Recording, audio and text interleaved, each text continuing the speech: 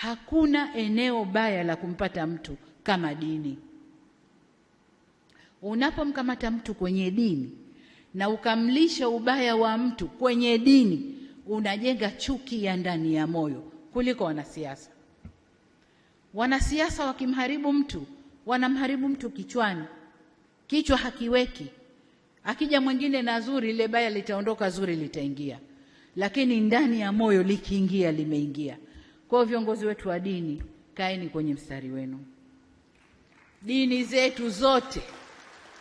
Dini zetu zote zinasema kila mamlaka imeletwa na Mungu. Kila mamlaka imeletwa na Mungu. Iwe kwenye mamlaka kuna mwanamke, iwe kwenye mamlaka kuna mwanamume, kila mamlaka imeletwa na Mungu. Na sababu ya Mungu kuleta mamlaka hayo, hakuna anojua duniani. Hakuna. Mungu peke yake ndo alikuwa anajua. Kwa nini Samia leo yuko hapa? Kwa hiyo niwaombe sana viongozi wa dini, tuvae majoho. Yale majoho yetu yaoneshe sura halisi.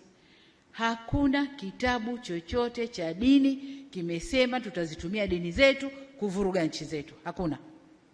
Ni utashi binafsi wa watu kwa ubaya wa nafsi zao.